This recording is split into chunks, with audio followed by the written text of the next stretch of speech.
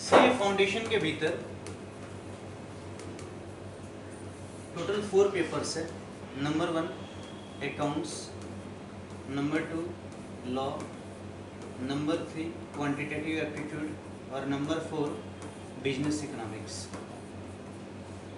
ये दोनों पेपर आपका सब्जेक्टिव है, ये दोनों पेपर आपका ऑब्जेक्टिव है। ऑब्जेक्टिव का मतलब ये है एमसीक्यू टाइप क्वेश्चंस आएंगे। अब यहाँ पे क्या है आपका, अगर आप सब्जेक्ट वाइज देखोगे तो आपको 40 मार्क्स क्वालिफाई करने के लिए चाहिए। यहाँ भी 40 चाहिए, यहाँ भी 40 चाहिए, यहाँ भी 40 चाहिए। बट एग्रीगेट में एक कहानी है कि आपका 200 मार्क्स होना चाहिए, तब जाकर के आप सीए फाउंडेशन क्वालिफाई करोगे, अदरवाइज वो क्वालिफाई नहीं होगा। जनरली होता क्या है, अकाउंट्स में 40 इजीली आ जाता है, लॉ में भी आ गया, क्यू में आ गया। इजीली मैं गलत वर्ड यूज़ किया। मैं ये बोलना चाह रहा हूँ कि अकाउंट्स हम लोग 11-12 से पढ़ रहे हैं, स्टिल कुछ बच्चों का, सबका नहीं बोल रहा हूँ, 10-15% बच्चे ऐसे होते हैं जिनके अकाउंट्स थोड़ा वीक होता है, तो वो 40 मार्क्स पे जाके अटक गए। और अभी जो ट्रेंड चल रहा है, उस ट्रेंड के अकॉर्डिंग लॉ का पेपर आजकल टफ आ रहा है। आप किसी से भी पता कीजिएगा, सारे बच्चे लॉ में ही फेल हो रहे हैं। ठीक है, अगर फेल होने की बात है, सीए क्यों नहीं बन पाए, तो लॉ में फेल हो गए। ठीक है। तीसरा है क्वांटिटेटिव एप्टीट्यूड का पेपर। मैथ्स, बहुत लोग का मैथ्स फोबिया रहता है, तो मैं मान के चल रहा हूँ कि अगर आपका 40 यहाँ आया तो आपको फिर बेड़ा पार कौन कराएगा, तो बेड़ा पार कराता है इकोनॉमिक्स। मतलब इको का पेपर इतना आसान है कि 80 नंबर आराम से लाया जा सकता है, और हर एक टर्म में 90+ वाले बच्चे भी बहुत सारे हैं अपने पास जिनका 90 आया। तो ऐसा कुछ नहीं है। पढ़ने का तरीका क्या है,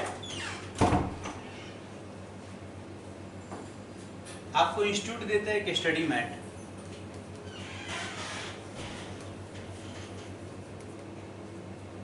अगर स्टडी मैट को मैं क्लास में पढ़ाऊंगा तो करीब 150 घंटा मेरे को लग जाएगा स्टडी मैट से पढ़ाने में। तो मैं इसकी जगह आपको अपना नोट्स दूंगा। नोट्स है 184 पेजेस का। अब ये नोट्स क्या है, ये पूरा स्टडी मैट का समरी है। मतलब स्टडी मैट इसमें समराइज्ड है। आपको एग्जाम टाइम भी इसी को पढ़ के जाना है। जितना बार पढ़ के जाओगे उतना अच्छा है। एक चैप्टर मैं यहाँ पढ़ाया, आपको घर में जाके रिवीजन करने में सिर्फ 5 मिनट लगेगा, तो एटलीस्ट वो चीज़ फॉलो कीजिएगा। तीसरा बात है एमसीक्यू है। 3000 एमसीक्यू अपने क्लास में करेंगे। चौथा है प्रीवियस ईयर क्वेश्चंस है, तो लास्ट 12 इयर्स का करीब 2000 क्वेश्चन हो गए, ये भी अपने क्लास में करने का पूरा प्रयास करेंगे। इतना करने के बाद अगर सिर्फ आप क्लास अटेंड करो, और मैं असम्पशन लेके चल रहा हूँ कि आप घर में नहीं पढ़ रहे, सिर्फ क्लास अटेंटिव हो, 80 मार्क्स आपका आ जाएगा। अब आप घर में जितना ज़्यादा मेहनत करोगे, आप 100 की तरफ उतना ज़्यादा जा रहे हो। मेरा टारगेट फर्स्ट डे से रहता है कि बच्चा अगर तीनों पेपर में 40 ला दे तो इको के चलते वो आराम से सीए क्वालिफाई कर ले। ये टारगेट लेके अपने को चलना है।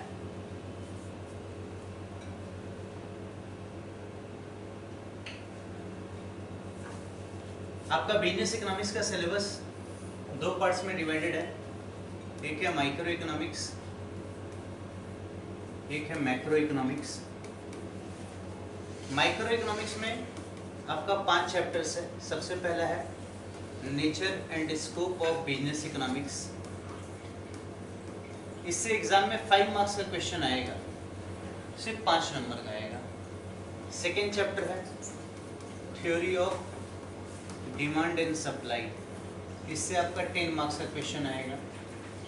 थर्ड चैप्टर है theory of production and cost, इससे आपका 10 मार्क्स का क्वेश्चन आएगा। फोर्थ चैप्टर है मार्केट, फॉर्म्स ऑफ मार्केट। इससे आपका 15 मार्क्स का क्वेश्चन आएगा। फिफ्थ चैप्टर है बिजनेस साइकिल।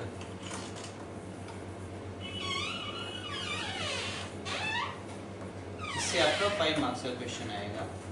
टोटल 45 मार्क्स आया। अब कुछ लोगों को ऐसा लगेगा कि यार 15 नंबर का है तो बहुत ज़्यादा फोकस करना है, 5 नंबर का है तो कम फोकस करना है। अच्छा, हम लोग के पास ना एक मोबाइल नाम का यंत्र होता है, उसको साइलेंट कर लेना, मैं भी कर ले रहा हूँ। उसको साइलेंट कर लेना है और साइलेंट करके साइड में रख देना है उल्टा करके, ताकि उसका फ़ोन आए लेकिन तुमको पता ना चले कि उसने फ़ोन किया है। उसका माने मम्मी का, पापा का, भैया का, भाभी का। अच्छा, वो भी तभी हम लोगों को पसंद करता है या करती है जब हम लोग सक्सेस रहते हैं। फेलियर को कोई पूछता है क्या? नहीं। वो करता है माने पापा, करती है माने मम्मी। ठीक, तो ये चीज़ ध्यान रखिएगा। फ़ोन को साइलेंट करके अपना साइड में रख दीजिए। ये हो गया आपका 45 मार्क्स। इससे आपको ये समझ में आ रहा है कि मेरा वेटेज वाइज ज़्यादा कहाँ है? मैक्रो में। ठीक, मैं ये कह रहा हूँ कि मार्केट से 15 नंबर का आएगा, इट डजंट मीन कि हमको 3 गुना टाइम देना है। पढ़ेंगे एक ही रफ्तार से, जो रफ्तार है वही रफ्तार चलेगी। बस खाली बात ऐसा है कि मार्केट से 15 आएगा तो प्रैक्टिस एमसीक्यू का थोड़ा ज़्यादा करना है, ये बात। यहाँ पे चैप्टर नंबर 6 आ गया, नेशनल इनकम।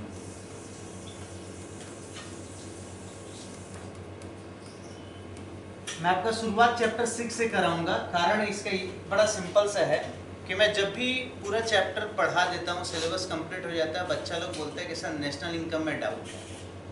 तो जो डाउट आप लास्ट में जा करके पूछते हो, वो पहला शुरुआत यहीं से करेंगे तो आप यहीं पे अपना डाउट पूछ करके आगे बढ़ो। नेशनल इनकम बहुत आसान चैप्टर है, इसमें सम्स भी आएगा। ये 15 नंबर का वेटेज है। पहले आप वेटेज को समझो। 15 मार्क्स का आएगा तो बच्चा लोग थोड़ा हवा बना लेता है, वैसा कुछ नहीं है। 7 चैप्टर है पब्लिक फाइनेंस, बहुत आसान चैप्टर है। ये आपका 10 मार्क्स का आएगा। 8 नंबर चैप्टर है मनी मार्केट,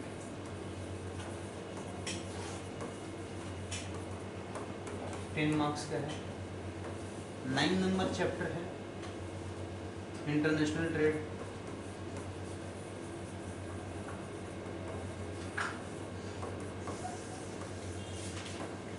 10 मार्क्स का रहेगा। और 10वां चैप्टर है इंडियन इकोनॉमी,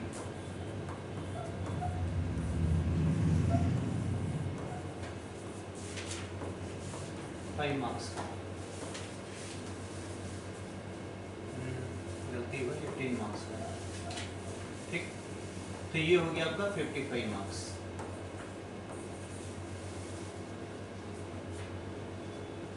एग्जाम टाइम में हम लोग को कैसे पढ़ना है वो भी बता दे रहा हूँ। कुछ चीज़ें फर्स्ट क्लास है तो फर्स्ट क्लास में बता दे रहा हूँ कि आप लोग को पढ़ना कैसे है। जब आप रिवाइज करोगे, पहला बात, आपको जो नोट्स मैं दिया, आप पूरा हावड़ा कलकत्ता बड़े बड़े दिग्गज टीचर्स हैं, आप पता मिला लेना नोट्स को। आपको हर एक कंटेंट मिलेगा और वो बेस्ट मिलेगा। आपको अगर एग्ज़ाम टाइम में रिवीजन करना है तो सबसे पहले इसको एकदम सीक्वेंस में पढ़ लो। नंबर 1, नंबर 2 नेशनल इनकम पढ़ना, नंबर 3 इंडियन इकोनॉमी पढ़ना, नंबर 4 इंटरनेशनल ट्रेड पढ़ना, नंबर 5 पब्लिक फाइनेंस और नंबर 6 मनी मार्केट। एग्जाम में कैसे पढ़ना है वो भी बता दिया कि रिवीजन जब जाते हैं ना एग्जाम देने, तो उसको कैसे, किस चैप्टर को पहले पढ़े, किसको बाद में पढ़े, वो सारा सिस्टम आपको बता दिया किस तरीके से आपको पढ़ना है।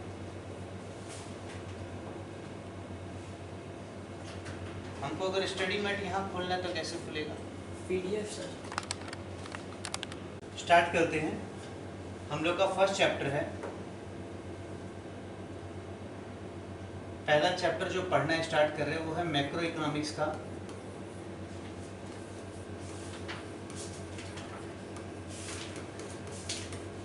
नेशनल इनकम, इसके यूनिट 2 से स्टार्ट कर रहा हूँ। इसमें 18 सम्स है। सम्स एग्जाम में आएगा तो थोड़ा फोकस वैसा रहना चाहिए। स्टार्ट करने के पहले आपको बता दूं कि चैप्टर नंबर 6 नेशनल इनकम के भीतर दो यूनिट्स है, unit 1 unit 2। Unit 1 x एंटे concept पे काम करता है, सॉरी एक्स पोस्ट कॉन्सेप्ट पे काम करता है, और यूनिट 2 जो है वो एक्स एंटे कॉन्सेप्ट पे काम करता है। अब बोलोगे भैया इसका मतलब क्या हुआ, यूनिट 1 और ये बेटे यूनिट 2, इसका मतलब क्या हुआ, एक्स पोस्ट एक्स एंटे। तो बेटा इसका मतलब है बड़ा सिंपल सा, पोस्ट को आप पास्ट से रिलेट करो, पास्ट मतलब जो ऑलरेडी हो चुका है, एंटे मतलब जो फ्यूचर में होने वाला है। यानी जब यूनिट 1 हम लोग पढ़ेंगे तो यूनिट 1 में जो भी बातें बोली जा रही हैं वो ऑलरेडी हो चुका है, और यहाँ पे फ्यूचर में सब होएगा। क्या है unit 2? The Keynesian theory of determination of national income. Start करने के पहले आप लोगों से एक सिंपल सा क्वेश्चन है, बेटा आप बताओगे who is father of economics? Why? ये आपका चैप्टर 1 में है, ये एग्जाम में क्वेश्चन भी आया है सीए फाउंडेशन में, who is father of economics? बोलो बेटा। No, totally wrong. Last page. He has founded the concept of economics. No, no, no. He gave the concept. He gave the first modern concept of economics. अगर economics का बात करोगे तो अर्थशास्त्र नाम की किताब कौटिल्य ने लिखा था, कब? आज से कई हजार साल पहले। तो ये पहला मॉडर्न वर्क करने वाले हैं। इन्होंने एक बुक लिखा, कब लिखा? 1776 में, 1776 में एक बुक लिखा। बुक का नाम क्या था? An inquiry into the nature and causes of wealth of nation.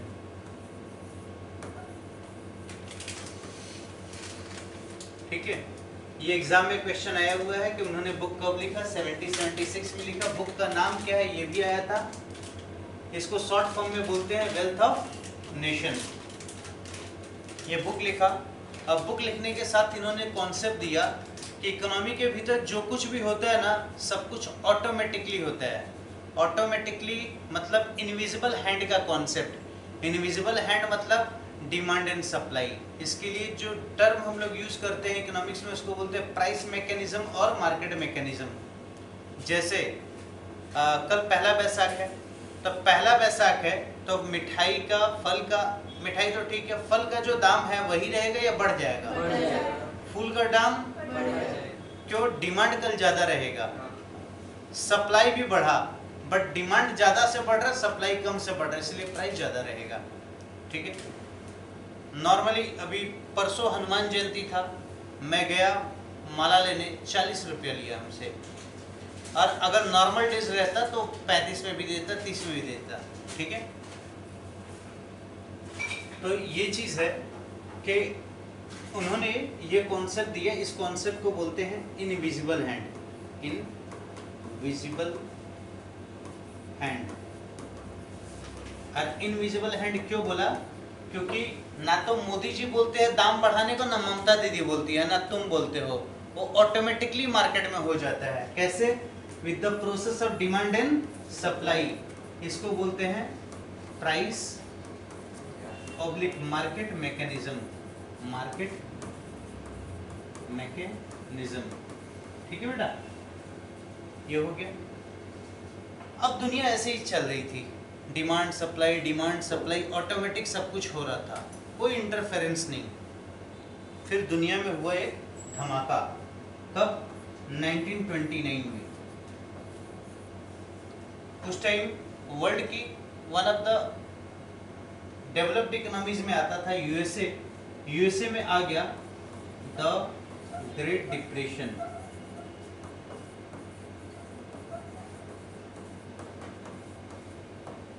सिर्फ डिप्रेशन नहीं, ग्रेट डिप्रेशन। आप इकोनॉमी में ये होता है बिजनेस साइकिल, देखिए ये आपका बूम हो गया, बूम का मतलब अच्छे दिन, ये THROUGH ट्रफ, आपके बुक में जो दिया हुआ है उसके लिए वर्ड यूज किया ट्रफ, डिप्रेशन वर्ड को ही ट्रफ बोला है। तो डिप्रेशन हो या ट्रफ हो, एकदम बुरे दिन, मतलब आपका ब्रेकअप हो गया है, आपके माँ बाप आपको घर से निकाल दिए हैं, नौकरी वाला भी निकाल दिया है, दाढ़ी बनाने तक का पैसा नहीं है, वो वाला सिचुएशन, खाने तक का पैसा नहीं है, ऐसा हो गया है। अब ये हो रहा है रिसेशन, रिसेशन का मतलब आप नीचे की तरफ जा रहे हो, अब ये हो रहा है रिकवरी, ठीक है। तो ये जो बिजनेस साइकिल है ये अप डाउन चलता रहता है। इंडिया में कोविड के पहले हम लोग रिसेशन में थे, हमारे कार वगैरह नहीं बिक रही थी, 2019 का बात बता रहा हूँ, कार्स वगैरह का शोरूम बंद हो रहा था, इतना खराब स्थिति था, कोई खरीदने वाला नहीं था। फिर आ गया कोरोना, कोरोना आया तो हम लोग बहुत नीचे गए, लेकिन हम लोग डिप्रेशन में नहीं गए, याद रखना, हम लोग डिप्रेशन जाने का मतलब आप वहाँ अटके रह जाओगे। फिर हम लोग रिकवर कर गए, फिर अभी थोड़ा थोड़ा ये टैरिफ वर्क के चलते डिप्रेशन वगैरह का भाव चल रहा है, तो ये चीज़ें चल रही हैं। बट अमेरिका में द ग्रेट डिप्रेशन, अभी आप लोग देख रहे होगे हर जगह वक्फ बोर्ड का बिल का लेकर के विवाद चल रहा है। तो ये तो खैर इस चीज़ को लेके चल रहा है ना। अमेरिका में ना डेली 100 फैक्ट्री बंद हो रही थी, डेली 100 फैक्ट्री बंद हो रही है, तो फैक्ट्री के लोग बेरोजगार, अब वो लोग क्या है झंडा लेकर के स्ट्राइक कर रहे थे। मतलब अगर आप यूट्यूब पे वीडियोस देखोगे इस एरा का, तो लॉकडाउन स्ट्राइक्स का दौर था और सब कुछ खराब चल रहा था।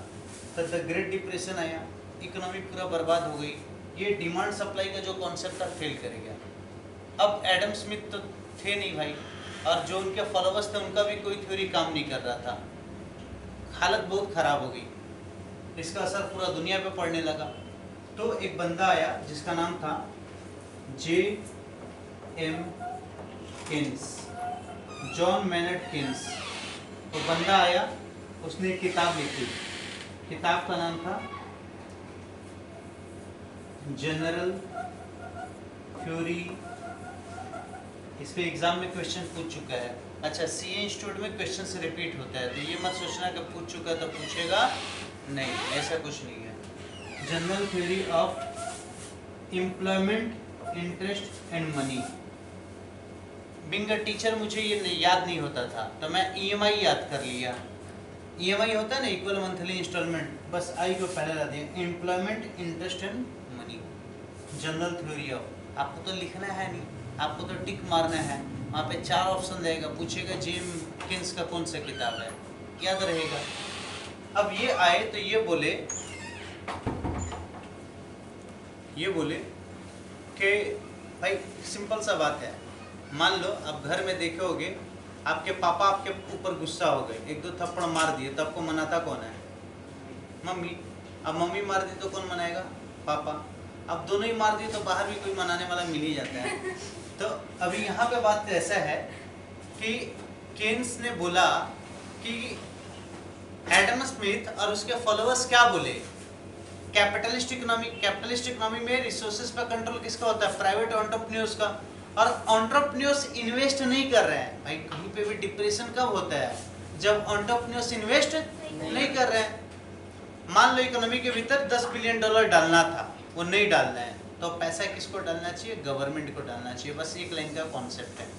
आपको बता दूं, यूपीए 1 ने अच्छा काम किया। मनमोहन सिंह और मन्नू भैया जब पहला बार सरकार बनाए, यूपीए 1 2004 से लेकर 2009, ही डन अ गुड वर्क। बहुत बड़े अर्थशास्त्री थे, काम अच्छा किए। यूपीए 2 में ना बहुत सारा घोटाला हो गया, वो नहीं किए थे, he is very honest person, but वो बैसाखी वाली सरकार थी। 2G स्पेक्ट्रम घोटाला हो गया, कोयला घोटाला हो गया, बहुत तरह का घोटाला हुआ। अब यार आईएएस अफसर लोग ना डरता था फाइल आगे बढ़ाने से, इतना सारा लाइसेंसेस कैंसिल हुआ कि बिजनेस कम्युनिटी में भी नेगेटिव पर्सपेक्टिव बन गया। अब क्या होगा? तो एक नारा निकला, अच्छे दिन आएंगे, मोदी जी आए। ठीक है, 2014 में मोदी जी आए, तो मोदी जी के आने से इन्वेस्टमेंट का परसेप्शन बदला नहीं। अब यार वो तो आए हैं, जनता को वचन दिए, तो उनको तो कुछ करना पड़ेगा। तो वो क्या किए? वो LIC को बोले, LIC किसका? सरकारी। वो बोले कि तुम इंडियन रेलवे को 1 लाख करोड़ का लोन दो। ध्यान से समझना, इंडियन रेलवे हमारे देश का सबसे बड़ा एम्प्लॉयर है, देश का छोड़ो वर्ल्ड का सबसे बड़ा एम्प्लॉयर है। 10 लाख लोग उसमें काम करते हैं और उसका हालत बहुत खराब हो गया था लास्ट 30 सालों में। क्यों? कोई भी गवर्नमेंट आती थी, रेलवे में खाली सब्सिडी, भाड़ा बढ़ाएगी नहीं, सब्सिडी देगी, इंफ्रास्ट्रक्चर पे कोई इन्वेस्टमेंट नहीं हो रहा था। वो बोले LIC को कि भाई तुम 1 लाख करोड़ रुपया का लोन दो रेलवे को, हम गारंटी देते हैं। अब LIC का औकात थोड़ी है प्राइम मिनिस्टर को मना करेगा। LIC वाला 1.5 लाख करोड़ दिया, 1.5 लाख करोड़ का इन्वेस्टमेंट किया। अब आप सोच के देखो, रेलवे में बेसिक इन्वेस्टमेंट किस पे होता है? लोहा पे। पटरी बिछेगा तो सीमेंट चाहिए, स्टील चाहिए, लेबर्स, इंजीनियर्स को नौकरी मिलेगा, अनस्किल्ड लेबर, स्किल्ड लेबर। ये जो वंदे भारत ट्रेन वगैरह आप आज देख रहे हो ना, ये 2014 में उसका इन्वेस्टमेंट किया गया था, तब आपको दिख रहा है। ट्रैक्स वगैरह चेंज होना, इतना स्टेशंस का मॉडर्नाइजेशन होना, आपको समझ में नहीं आएगा। एक कॉन्सेप्ट इसी चैप्टर में पढ़ाएंगे, मल्टीप्लायर। वो 1 लाख करोड़ के चलते देश में 5 लाख करोड़ का नेशनल इनकम राइज किया था। ठीक है, तो वैसा बात हुआ। केन्स ने यही बोला कि जब प्राइवेट सेक्टर इन्वेस्टमेंट नहीं करेगा तो इन्वेस्टमेंट कौन करेगा? गवर्नमेंट करेगा। क्या इतने देर जितनी बातें मैंने आपको बताई समझ में आई क्या? ठीक है। अब ये चैप्टर जब आपको समझाएंगे तो केन्स का मतलब अगर समझ में आ गया तो चीज़ें ठीक ठाक हो जाएगी। Keynesian theory of determination of national income chapter का नाम है। आगे बढ़ते हैं। ये लर्निंग ऑब्जेक्टिव है, पढ़िएगा।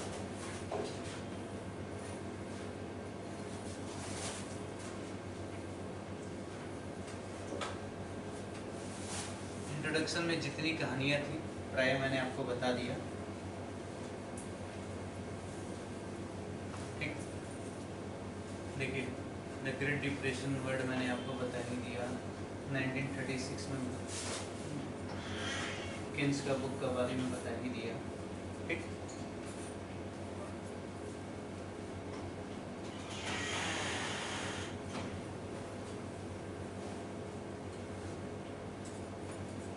अब केन्स आए ना, तो केन्स ने अपना कॉन्सेप्ट देना चालू किया।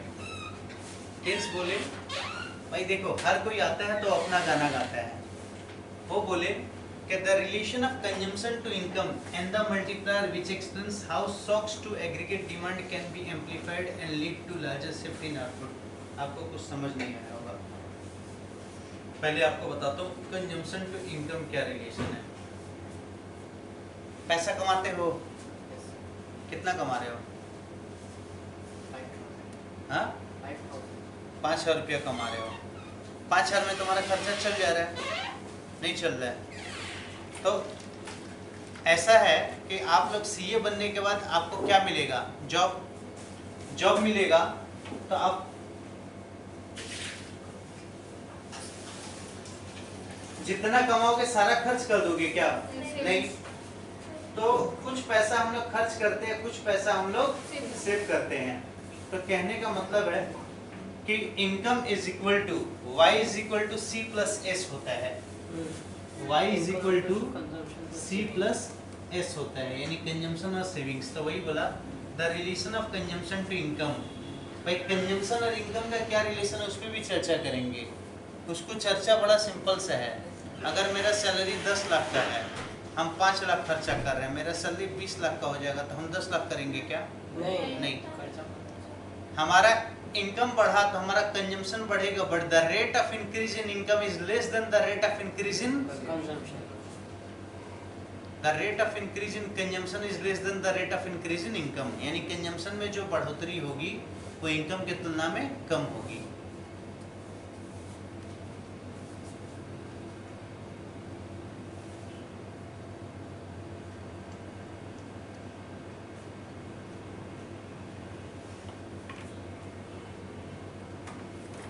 मल्टीप्लायर का मतलब क्या होता है?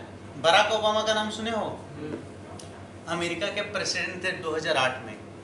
तब पूरा दुनिया में आया था सब प्राइम क्राइसिस। तो बराक ओबामा अपने इकोनॉमिस्ट को बोले कि तुम कैलकुलेट करो कि कितना रुपया हम इन्वेस्ट करेंगे। ध्यान से सुनना, कितना रुपया इन्वेस्ट करेंगे तो मल्टीप्लायर का इफेक्ट कितना होगा। यानी मैंने अभी बोला ना, मोदी जी भी, ये आम जनता को पता है कि आम जनता को तो पता भी नहीं है कि वो इन्वेस्ट कराए थे। हम लोग जैसे थोड़े, और आप लोग की तरह जो ज्ञानी लोग हैं उनको ही पता रहता है। 1 लाख करोड़ रुपया इन्वेस्ट करने के पहले वो कैलकुलेट करवाए थे कि अगर हम 1 लाख करोड़ रुपया इंडियन इकोनॉमी में इन्वेस्ट करेंगे रेलवे में, तो उसका मल्टीप्लायर इफेक्ट कितना होगा। यानी अगर 1 लाख करोड़ रुपये इन्वेस्ट करने से देश का नेशनल इनकम 5 लाख करोड़ से बढ़ता है, तो मल्टीप्लायर कितना का है, 5 का है। तो वो बात हो रही है। And can be amplified and lead to larger shift in output. Liquidity preference which explains how monetary policy can be affected interest and aggregate demand। अब मैं liquidity preference खाली बता रहा हूँ। केन्स ने बोला लोग पैसे का डिमांड, मनी का डिमांड 3 रीजन से करते हैं। पहला ट्रांजैक्शन मोटिव, ये सारा आपको मिलेगा, अभी लिखने का दरकार नहीं है। पहला ट्रांजैक्शन मोटिव, दूसरा प्रिकॉशनरी मोटिव, और तीसरा स्पेकुलेटिव मोटिव। ट्रांजैक्शन मोटिव का तात्पर्य होता है कि भाई आपको ट्रांजैक्शन करना है, उसके लिए क्या चाहिए, पैसा। ठीक है, सपोज करो तुम लोगों का दुकान है और तुम्हारे दुकान में शाहरुख खान आया चाय पीने, तो वो शाहरुख खान है तो फ्री में चाय पिला दोगे क्या। कल को कैटरीना कैफ आ जाएगी, परसों विकी कौशल आएगा, तो पता चला तुम भिखारी हो जाओगे। सेलिब्रिटी अपनी जगह, ट्रांजैक्शन करने के लिए तो पैसा चाहिए ना भाई। आपको क्या लगता है, शाहरुख खान है तो उसका खर्चा नहीं लगता होगा, सब काम फ्री में हो जाता होगा, उसका नौकर उससे सैलरी नहीं लेता होगा, लेता होगा। प्रिकॉशनरी मोटिव, हमारे घर में अचानक कोई बीमार हो गया या अचानक कोई ऐसी घटना घट गई कि पैसा चाहिए ही चाहिए। अब एक बात बताओ, आप लोग ये फील किए होंगे, कोविड के दौरान अचानक लॉकडाउन लग गया था। मोदी जी हम लोग को साथ धोखा किए, वो बोले कि कर्फ्यू लगेगा 1 दिन के लिए, अचानक बोले कि लॉकडाउन हो गया। पहले बोले 15 दिन होगा, फिर 21 दिन किए, फिर 3 महीना, फिर 6 महीना। ठीक, अब एक बात बताओ, वहीं पे तुम लोग अगर थोड़ा सा याद आए आप लोगों को, जिनके जिनके घर में पैसा था उनको तकलीफ नहीं हुआ, लेकिन जिनके घर में पैसा नहीं था या बैंक में पैसा नहीं था उनको तो बहुत तकलीफ हुआ। ठीक, और स्पेकुलेटिव मोटिव, सोना अभी कितना रुपया चल रहा है, 95,000। अच्छा, हम लोग सब कोई मन ही मन सोचते हैं कि सोना का दाम गिर जाए, कौन नहीं सोचता ये बताओ। अच्छा, सोचता कौन है कि गिरना चाहिए। मान लो सोना अभी 5,000 हो गया, तो पापा का पैसा छोड़ दो, तुम्हारे पास कितना करोड़ रुपया कि सोना 5,000 में खरीद लोगे, नहीं है ना। तो अरे ठीक है, वो 2-4-5,000 रुपया तो सबके पास आजकल रहता है, हर बच्चा बोलता है ये पैसा मेरा है। ठीक, हमको अवनी मॉल जाना था, तो मेरी छोटी बेटी बोली हम भी जाएंगे, तो हम बोले बेटा मेरे पास भाड़ा सिर्फ 2 जन का था। बोली पापा मेरे पास अपना पैसा रखा हुआ है, वो अपने पास भी 10 रुपया रखी थी, कहीं से मिला था उसको। तो स्पेकुलेटिव मोटिव हुआ कि स्पेकुलेटिव मतलब अभी जैसे एक कंपनी है टाटा मोटर्स, उसका शेयर बीच में 1100 चला गया था, अभी शेयर 500 रुपया आ गया है। भाई टाटा मोटर्स है तो वो कभी ना कभी फिर 2000 भी जाएगा, तो पता सबको है। तो जिसके पास अभी पैसा होगा वही तो उसको खरीद पाएगा। तो ये 3 रीजंस हैं यहाँ पे। ठीक है, आगे देखो। The importance of expectations in affecting consumption and investment, and the idea that shift in expectations are major factors behind shift of demand and output। बताते हैं क्या बात है। The Keynesian theory of income determination presented in 3 models: 2 sector model, 3 sector model, 4 sector model। पहले ये बताएगा कोई, तुम बताओ 4 सेक्टर्स हैं इकोनॉमी के भीतर, कौन कौन से हैं? इकोनॉमी के भीतर 4 सेक्टर्स है, कौन कौन से हैं बोलो?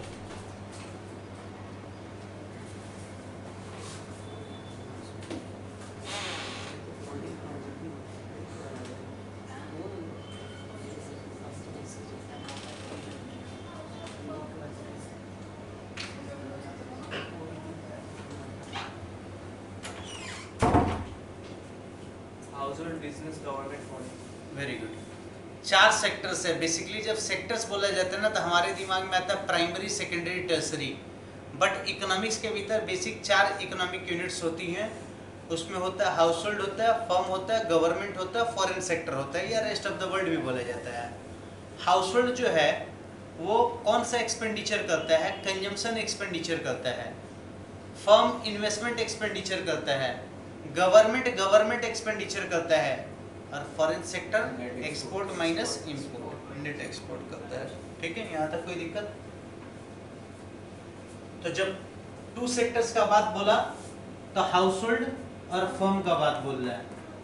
3 सेक्टर्स में हाउस होल्ड, फर्म और गवर्नमेंट। 4 सेक्टर में house hold, firm, government, foreign export में रेस्ट फॉरेन सेक्टर। ठीक है,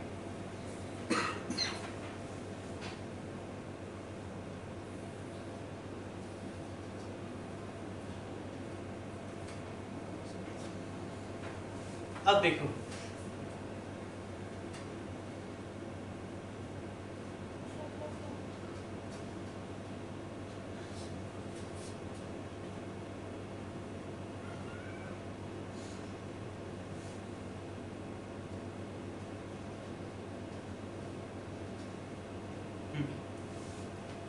सर्कुलर फ्लो ऑफ इनकम का बात कर रहा है। सर्कुलर फ्लो ऑफ इनकम को बताने के पहले समझा रहा। देखो कोई भी चीज़ ना समझने पे ध्यान दो। आपको एमसीक्यू जब आएगा तो वहाँ रटा हुआ कुछ काम नहीं आएगा, रटना है नहीं। ठीक है, लॉ के बारे में जस्ट बता रहा हूँ।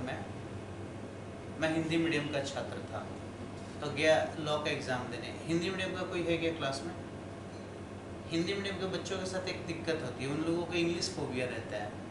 तो हम पूरा किताब एकदम जैसे हनुमान चालीसा याद करते हैं ना, जय हनुमान ज्ञान गुण सागर जय कपीस तिलोक उजागर, वैसे याद कर लिए थे।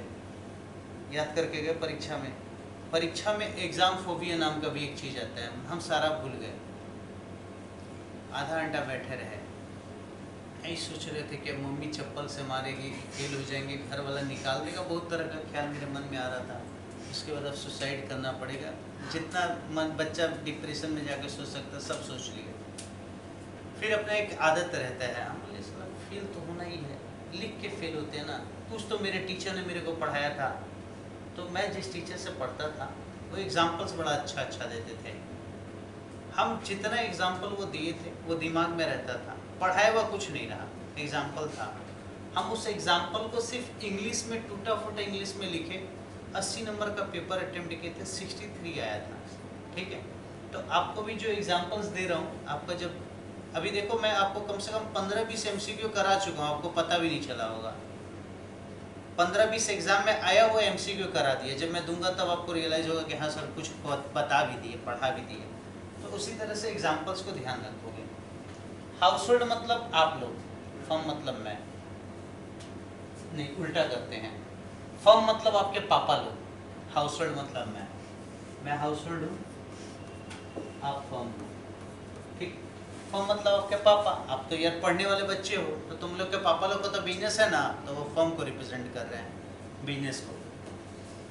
अब पापा को बिजनेस करने के लिए, प्रोडक्शन करने के लिए, कोई माल बेचने के लिए आदमी चाहिए, तो मेरे जैसे लोग क्या करेंगे, उनको फैक्टर सर्विसेज देंगे। फैक्टर सर्विसेज का मतलब होता है लैंड, लेबर,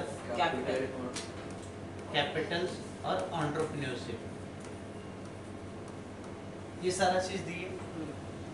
अब जैसे हम आपको पढ़ा रहे हैं तो हम एक सर्विस दिए, तो हम लेबर का सर्विस दिए, उसके बदले आपके पापा आपको क्या देंगे?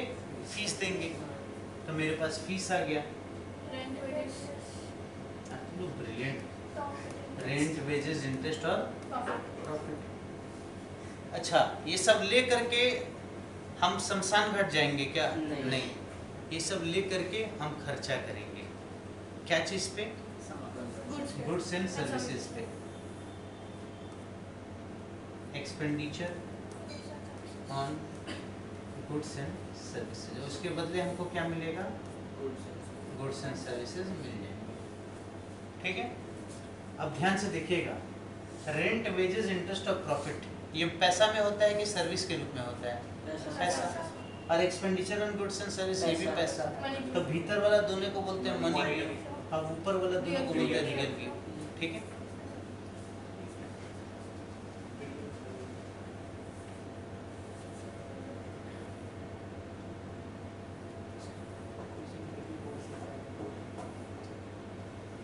यही चीज लिखा हुआ है। फर्म था, हाउसहोल्ड था, हाउसहोल्ड फैक्टर इनपुट दिया, लैंड लेबर कैपिटल एंटरप्रेन्योरशिप, उसके बदले फैक्टर पेमेंट मिला यानी रेंट वेजेस इंटरेस्ट प्रॉफिट, उसके वो खर्चा किया, उसके बदले उसको गुड्स एंड सर्विसेज मिल गया। ठीक है, देखो बात ऐसा है कि ये एक अलमारी है, ठीक है ना, ये फ्रिज है, ये फ्रिज के भीतर 10 बोतल आ सकता है, तो 12 बोतल डालोगे तो क्या होगा? कुछ नहीं होगा। अच्छा, बड़ा फ्रिज भी होता है, तो हम मान के चलते हैं कि आपका जो दिमाग है वो छोटा फ्रिज है, आप लोग खुद समझते हो कि बड़ा फ्रिज है लेकिन है छोटा।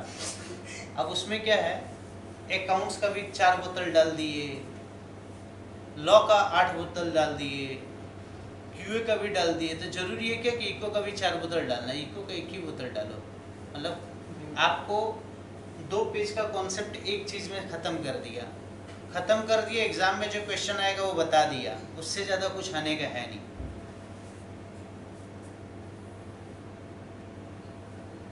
अच्छा,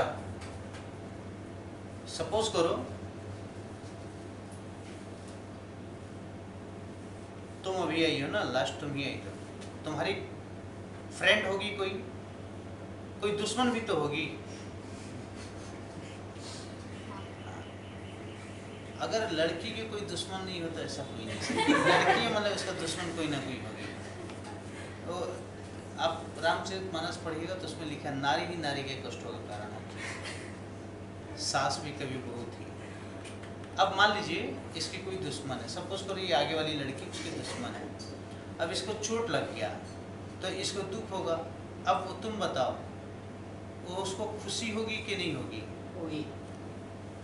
पाकिस्तान हम लोग का बिछड़ा हुआ भाई, पाकिस्तान में कुछ भी होता तो हम लोग खुश हो जाते हैं। अभी पाकिस्तान में क्रिकेट मैच हो रहा था, स्टेडियम का लाइट ही चला गया न्यूजीलैंड के साथ, तो हम लोग खुश हो गए, रील्स बनाने लगे उसका।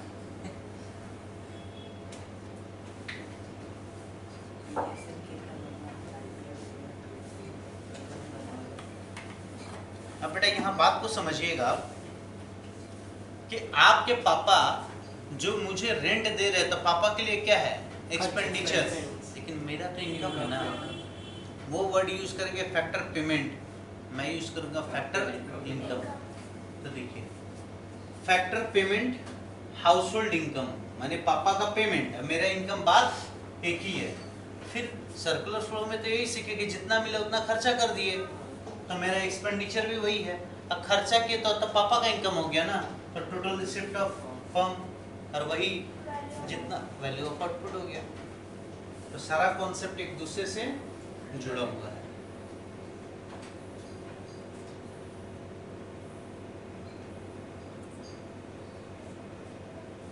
अच्छा,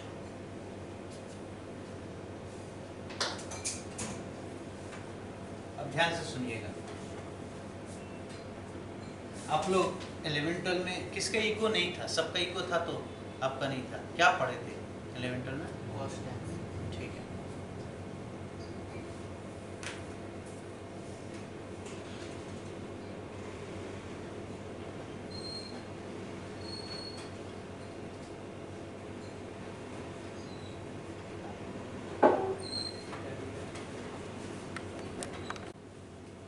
यहाँ पे हम बात किए थे, जब शुरुआत की प्राइस मैकेनिज्म या मार्केट मैकेनिज्म का, वहाँ पे बात की डिमांड और सप्लाई का। ठीक है, डिमांड और सप्लाई का। कोई भी चीज़ होता है ना, वो डिमांड और सप्लाई का खेल चलता रहता है। जैसे अभी गर्मी का टाइम है कि ठंडा का? गर्मी का है, तो कोल्ड ड्रिंक का डिमांड ज़्यादा होगा या चाय का? कोल्ड ड्रिंक का, लस्सी का। लेकिन जैसे ठंडा आएगा चाय का डिमांड ज़्यादा हो जाएगा। तो ये चलता रहता है, ऑटोमेटिक डिमांड सप्लाई चलता रहता है। अब खाली आप एक चीज़ समझिएगा, अगर कोई चीज़ का प्रोडक्शन फैक्ट्रीज के ऊपर डिपेंड है, तो फैक्ट्री में आप उसका प्रोडक्शन बढ़ा और घटा सकते हैं, लेकिन जिसका प्रोडक्शन नेचर के ऊपर डिपेंडेंट है वो आप बढ़ा घटा नहीं सकते हैं। एग्रीगेट डिमांड फंक्शन, इसको बताने के पहले आपको बता दूं कि जहाँ पे एग्रीगेट डिमांड और एग्रीगेट सप्लाई, वर्ड पे ध्यान दीजिएगा। एग्रीगेट मतलब टोटल डिमांड, एग्रीगेट सप्लाई मतलब टोटल सप्लाई। जहाँ मैच करेगा वहीं पे आएगा इक्विलिब्रियम। क्या आएगा? इक्विलिब्रियम। और इक्विलिब्रियम जहां होता है वहीं पे होता है आपका Profit maximization. नेशनल इनकम, वही डिटरमाइन होगा। अरे भाई एग्रीगेट पढ़ रहे हो ना, मैक्रो इकोनॉमिक्स नेशन के रिस्पेक्ट में पढ़ रहे हो, तो जहाँ एग्रीगेट डिमांड एग्रीगेट सप्लाई एक दूसरे से मिलेगा वहीं पे होगा इक्विलिब्रियम और वहीं पे डिटरमाइन होगा नेशनल इनकम। ठीक, अब एग्रीगेट डिमांड फंक्शन बोला तो अभी अपने पढ़े थे 4 सेक्टर्स होता है, कौन कौन सा? House hold, firm, government, foreign sector. अब ध्यान से देखिएगा, अगर 2 सेक्टर मॉडल होगा तो क्या होगा, 3 सेक्टर होगा तो क्या होगा, 2 सेक्टर होगा तो कंजम्पशन प्लस इन्वेस्टमेंट, 3 सेक्टर होगा तो consumption plus investment plus government plus export में सॉरी 3 ही सेक्टर है ना, 4 सेक्टर में C plus I plus G plus export minus import. Aggregate demand 2 sector model में क्या होगा, C plus I। Aggregate demand 3 sector में क्या होगा, C plus I plus G। Aggregate demand 4 sector में C plus I plus G plus export minus import. कोई दिक्कत क्या? यहाँ पे C प्लस I बोला, इसका तात्पर्य क्या हुआ? 2 सेक्टर। अच्छा, चैप्टर चालू करने के पहले ही बोल दिया था कि यहाँ पे सब कुछ एक्स एंटे वाला है। अच्छा, आपके एग्जाम में जो क्वेश्चन आएगा जरूरी नहीं है कि एक्स एंटे लिखा रहेगा। एग्रीगेट डिमांड लिखने का मतलब आप माइंड में समझ जाना कि यही है।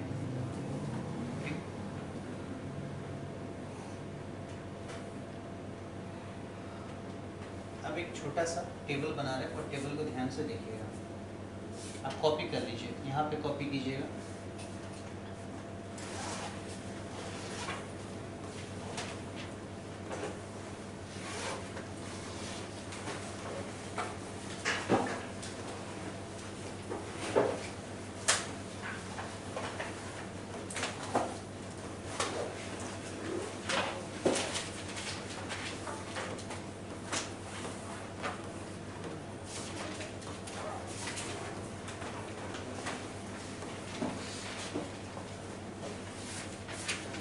मान लेते हैं कि आप लोग बेरोजगार हो, अचानक आपको नौकरी मिला, पहला नौकरी था कि यहाँ एक कॉलम छूट गया,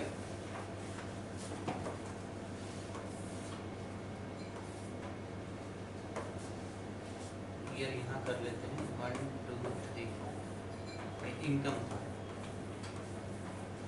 ये Y से डिनोट होता है, ये C से, S से।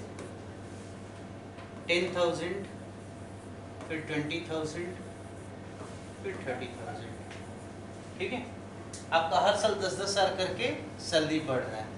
पहला साल 10 हजार था, दूसरा साल 20 हजार है, तीसरा साल 30 हजार है। 10 हजार अगर आपका सैलरी है तो आप 7,000 रुपया खर्च कर रहे हो, 3,000 सेव कर रहे हो। कोई दिक्कत क्या? अगर आपका इनकम 10 से 20 हुआ तो आपका खर्चा 7 से 14 होगा क्या? नहीं। मान लेते हैं 12 हुआ, तो सेविंग कितना हुआ? 8। और इनकम हो गया, फिर 30,000 हुआ तो ये 15 हो गया, ये 15 हो गया। आप एक चीज देखना, आपका इनकम जिस अनुपात में बढ़ रहा है, आपका कंजम्पशन बढ़ रहा है लेकिन उससे कम। लेकिन आपका इनकम 10 से 20 हुआ तो सेविंग 3 से 6 होना चाहिए, लेकिन वो तो ज़्यादा हो गया, तो कंजम्पशन लेस प्रोपोर्शन में बढ़ता है और सेविंग्स मोर प्रोपोर्शन में बढ़ता है। अब आपको निकालना है एपीसी यानी C बाई वाई, आपको निकालना है एपीएस यानी S बाई वाई, एमपीसी यानी change in C by change in, और एमपीएस यानी change in S by change in Y. चलिए निकालिए, एक बार पॉज कर दीजिएगा।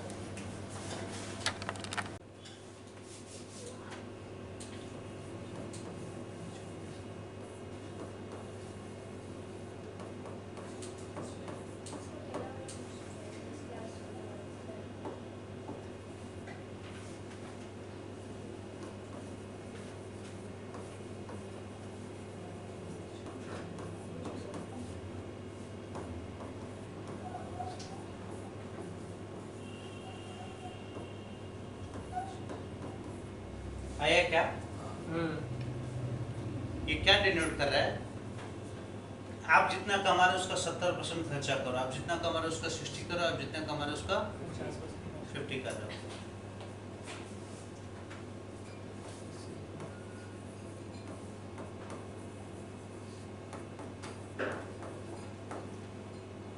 बच्चा डरना वरना मत यार, तो डराना नहीं है, समझाना है। कोई पॉइंट पे मेरा राइटिंग समझ में नहीं आया, जो भी हो पूछ लेना।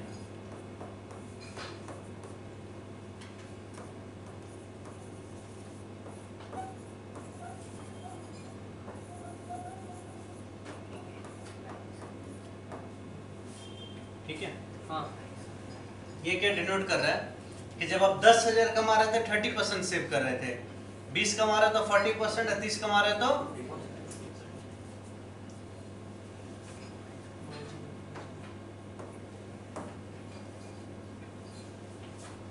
चेंज इन कंजम्पशन कितना हुआ, चेंज इन इनकम कितना हुआ, 5,000।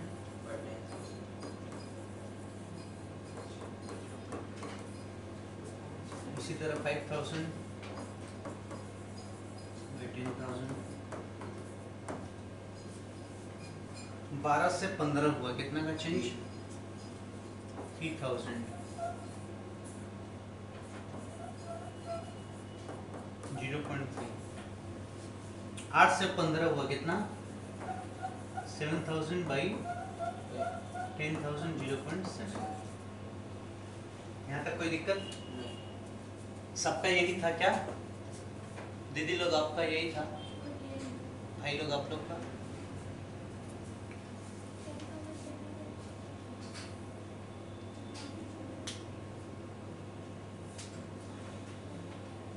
अब गौर से देखिएगा, मेरा 2 कंक्लूजन यहां से आया,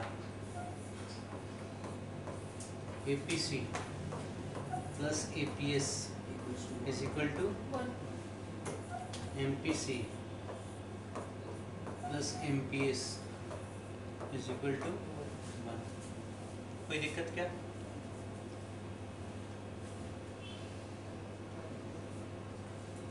एक छोटा सा बात बोल रहा हूँ, आप इसको दिमाग में सेट कर लीजिए। आपका जैसे जैसे इनकम बढ़ेगा, अच्छा रुकिए मैं यहाँ लिख रहा हूँ, आप वो संग संग लिखिएगा। When income increases, number 1 APC decline, number 2 APS increases. MPC का क्या होगा, एमपीसी या तो कांस्टेंट रहेगा या डिक्लाइन करेगा, ये और है, और एमपीएस या तो कांस्टेंट रहेगा या राइज करेगा। ठीक है,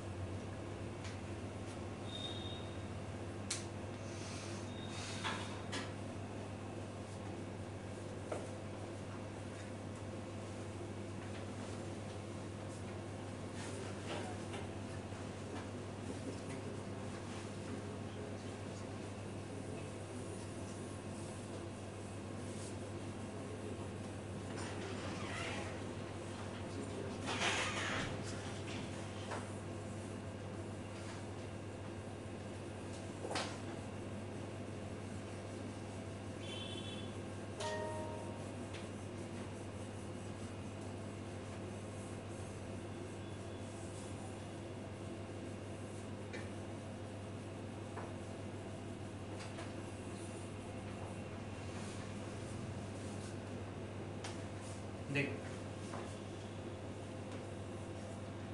एक होता है कंजम्पशन फंक्शन,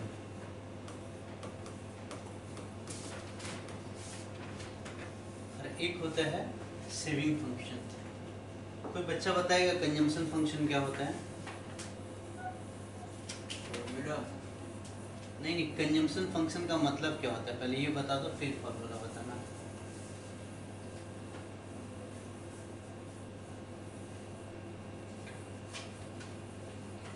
देखो बेटा, कोई भी फंक्शन जब बोले ना, चाहे वो कंजम्पशन फंक्शन हो, डिमांड फंक्शन हो, कॉस्ट फंक्शन हो, प्रोडक्शन फंक्शन हो, पहला बात तो ये याद रखना कि वो फंक्शनल रिलेशनशिप होता है दो चीजों के बीच में। क्या होता है बेटा? Functional relationship. अब वो दो चीजें कौन सा है वो तुमको देखना है। जैसे डिमांड का जब बात करते हैं, डिमांड फंक्शन तो फंक्शनल रिलेशनशिप है प्राइस और क्वांटिटी डिमांडेड के बीच में।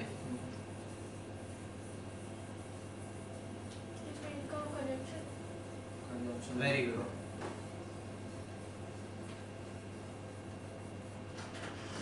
यहाँ पे है आपका consumption is the function of income. अगर हमारा इनकम बढ़ेगा तो हमारा कंजम्पशन भी बढ़ेगा, हमारा इनकम घटेगा तो हमारा कंजम्पशन भी घटेगा। It is the functional relationship between consumption and income. और इसके इक्वेशन है a प्लस बी वाई।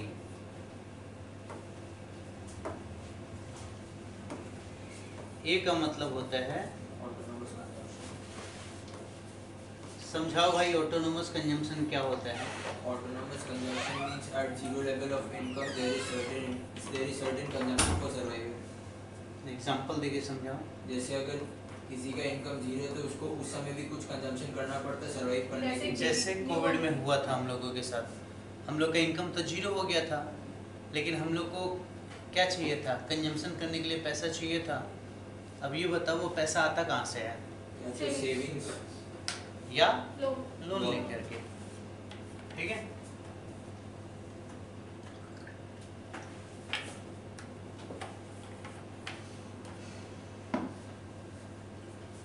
इसी तरीके से सेविंग्स फंक्शन देखोगे,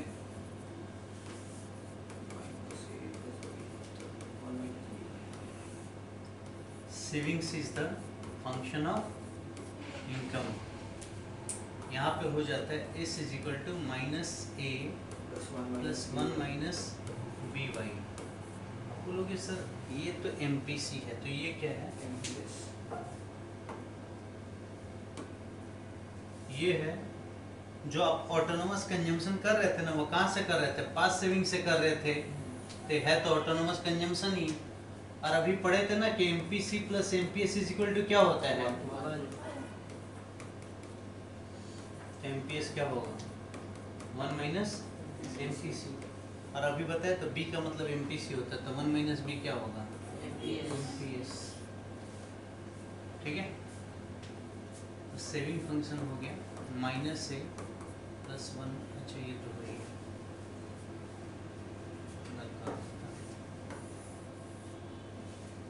कॉपी कीजिए। ऐसा क्यों? कोई बताएगा मुझे? कभी जीरो नहीं होता, कभी जीरो नहीं होता है, कुछ ना कुछ तो कंज्यूम करेंगे। पूरा इंक्रीज इन इनकम कंज्यूम नहीं होता, पूरा इंक्रीज इन इनकम कंज्यूम नहीं होता। और कोई? आप वाला थोड़ा गलत था, उनका सही है। कैसे सही है समझिएगा। दुनिया में दो तरह के लोग होते हैं, एक होता है कंजूस, एक होता है यास। दोनों का इनकम 10,000 से इंक्रीज हुआ। कंजूस आदमी क्या करेगा? 1 रुपया भी खर्चा नहीं करेगा। अय्यास आदमी क्या करेगा? उसी रात पूरा खर्चा कर देगा। तो कंजूस का एमपीसी 0 हुआ, अय्यास का 1 हुआ। लेकिन हम लोग इकोनॉमिक्स में कभी भी पढ़ते हैं तो रेशनल पीपल्स के बारे में पढ़ते हैं। ये दोनों रेशनल नहीं है, दोनों इरेशनल है। रेशनल पीपल अगर उसका इनकम बढ़ रहा है, तुमने इंक्रीज्ड इनकम वर्ड यूज नहीं किया, तुमने खाली बोला इनकम, उसने इंक्रीज्ड इनकम वर्ड यूज किया। गलती समझ में आया? तो हम लोग क्या करते हैं, हम लोग का जब इनकम बढ़ेगा तो हम उसमें से कुछ ना कुछ क्या करेंगे, इंक्रीज्ड इनकम का कुछ पोर्शन खर्चा करेंगे, कुछ सेव भी करेंगे। ये रेशनल पर्सन ऐसे बिहेव करता है। इसीलिए MPC greater than 0 but less than 1 होता है। सेम केस तो बेटा एमपीएस के साथ भी होता है ना, मार्जिनल प्रोपेंसिटी टू सेव, वो भी 0 और 1 के बीच में लाई करता है। एग्जाम में यहाँ से क्वेश्चन बन सकता है। ठीक,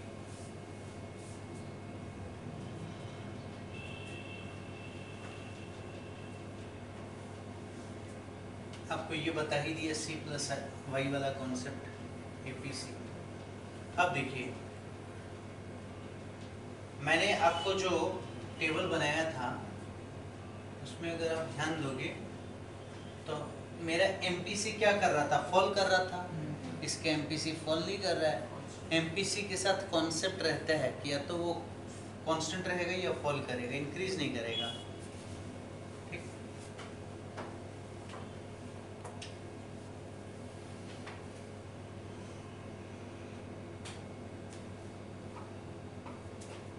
अब ध्यान से देखना, ये वर्ड नोट लिखा हुआ है तो ये आपके एग्जाम में डेटो क्वेश्चन पूछ सकता है। कन्वेंशनल केनीशियन एमपीसी, कन्वेंशनल का मतलब होता है पारंपरिक, यानी जब से केन्स ने ये कॉन्सेप्ट दिया तब से का बात कर रहा है। MPC is assumed to have a constant value less than 1। Less than 1 का मतलब जितना आपका इंक्रीज हुआ है इनकम उतना आप खर्चा नहीं कर रहे हो, बट 50% से ज्यादा कर रहे हो। यानी हम लोग अभी तक पढ़े कि एमपीसी किसके किसके बीच लाई करता है, 0 और 1। लेकिन केन्स ने बोला कि 0.5 और 1 के बीच में जनरली एमपीसी होता है। एक अगर चीज आप देख रहे होगे, क्लास में नोटिस किया होगा, मैं आपका स्टडी मेट से हर एक कॉन्सेप्ट बता रहा हूँ। तो स्टडी मेट घर में नहीं पढ़ोगे चलेगा, बट आज ही रात को मैं राजपोद्दार सर को वो दे दूंगा, पीडीएफ दे दूंगा, आप लोग को नोट्स बनवा के दे देंगे तो आप लोग उससे कर लीजिएगा। आज गए, नेशनल इनकम है, 6-7 पन्ना है, पढ़ लिए 10 मिनट में, 10 मिनट लगेगा पढ़ने में। कोई डाउट होगा तो आप अगला क्लास में पूछ लीजिएगा।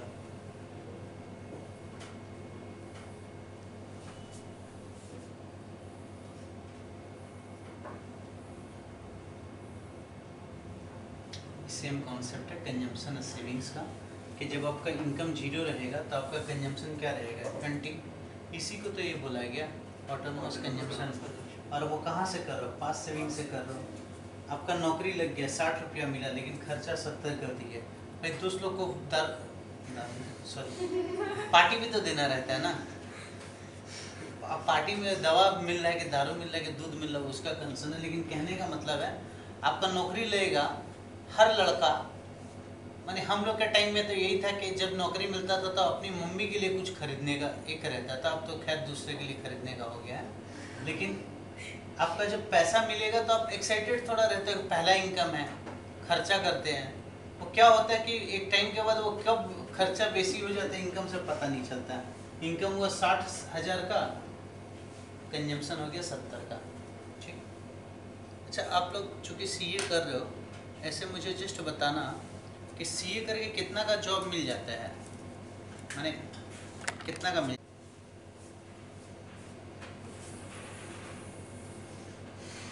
ये आपका इनकम लाइन है, OP is the income line. इसको हम यहाँ लिख भी दे रहे हैं, इसी को इनकम लाइन बोलते हैं और इसी को एग्रीगेट सप्लाई लाइन भी बोलते हैं। इनकम लाइन भी यही है, एग्रीगेट सप्लाई भी यही है, और ये 45 डिग्री पे होता है।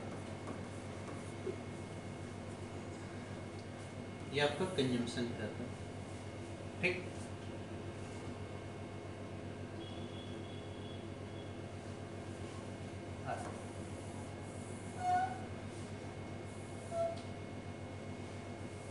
ये आपका सेविंग करता है, ये डिनोट कर रहा है।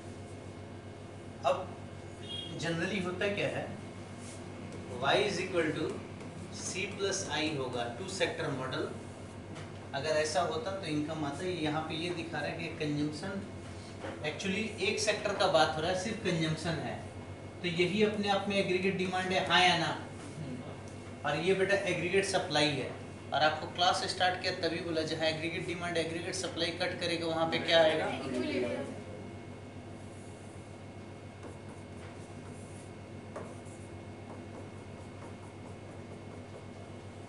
अभी समझ में ये क्या किया है। आगे देखो, सर व्यू में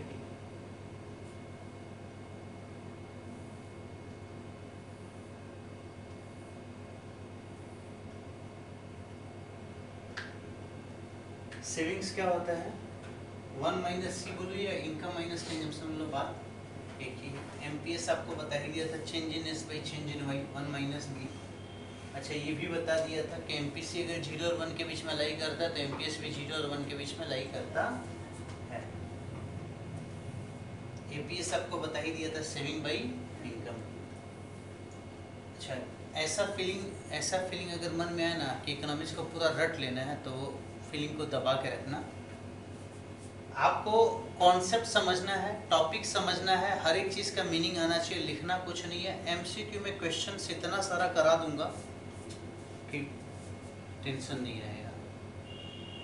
aggregate supply C plus S, भाई मैं 10,000 कमाया, 7,000 खर्चा हुआ तो 3,000 सेव हुआ। दोबारा बता रहा हूँ, 2 सेक्टर मॉडल की बात कर रहे हैं, कितना का 2 सेक्टर मॉडल।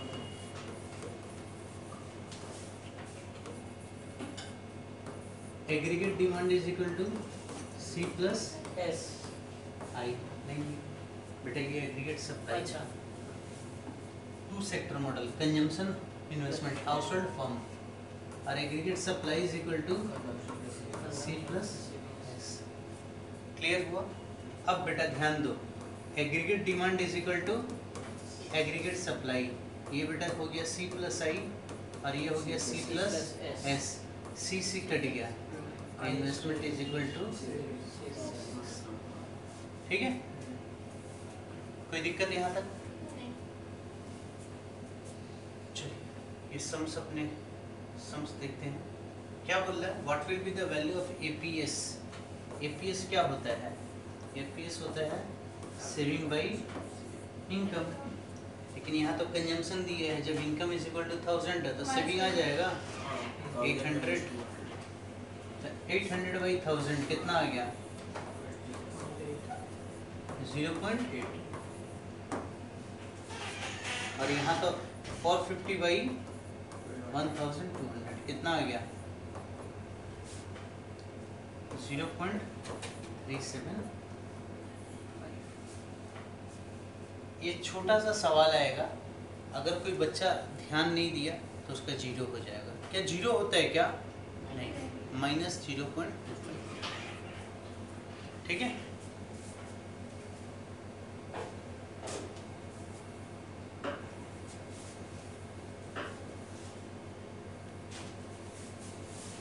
ये अभी आपको बताया, C plus I is equal to C plus S. I is equal to S कैसे हुआ? यहाँ भी कंजम्पशन है, यहाँ भी कंजम्पशन है, दोनों आपस में कट गया।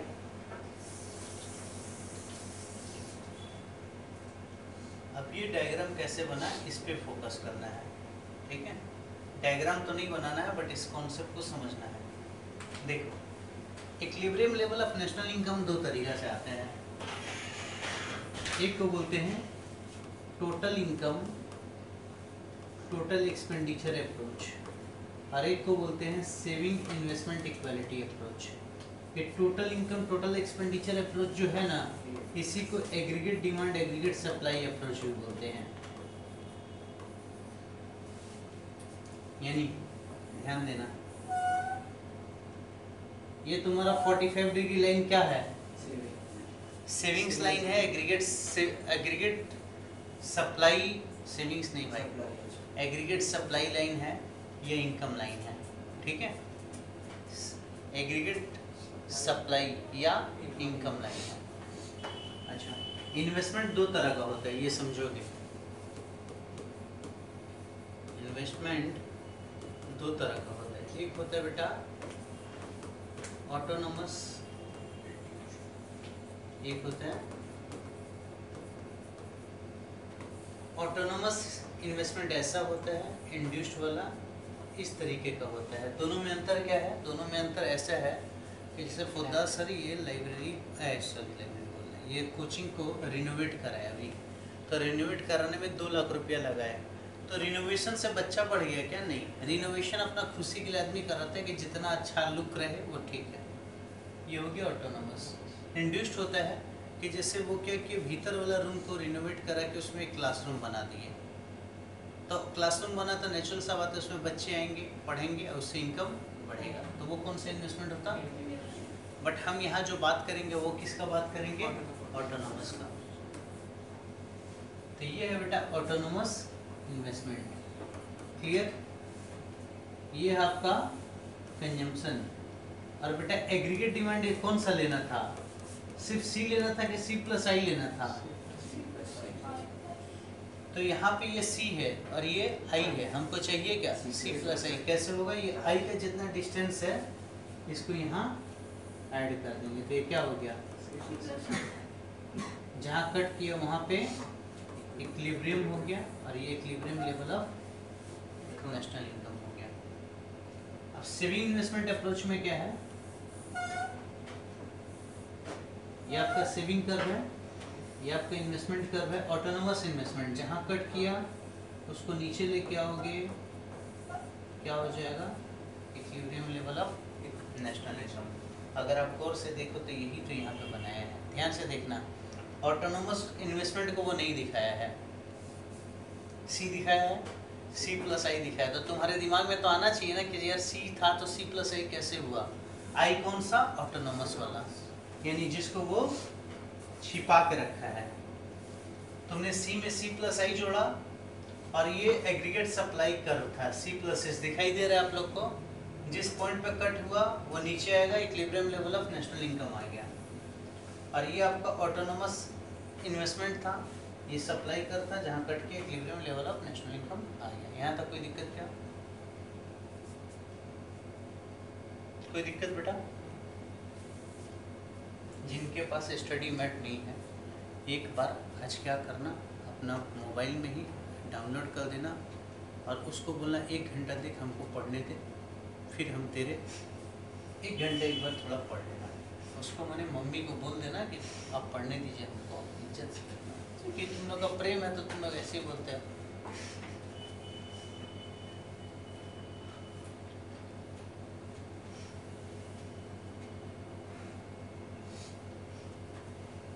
ये सब कहानी है, ठीक है।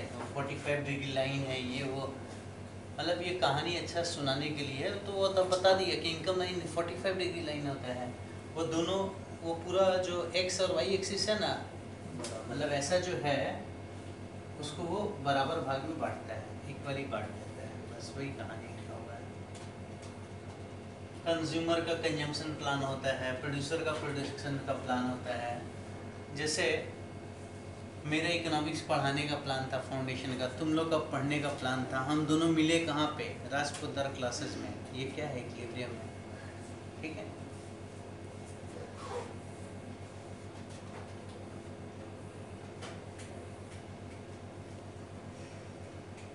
अच्छा, एक बार के लिए यहाँ तक ही रखा जाए, आज यहीं तक रखते हैं। First class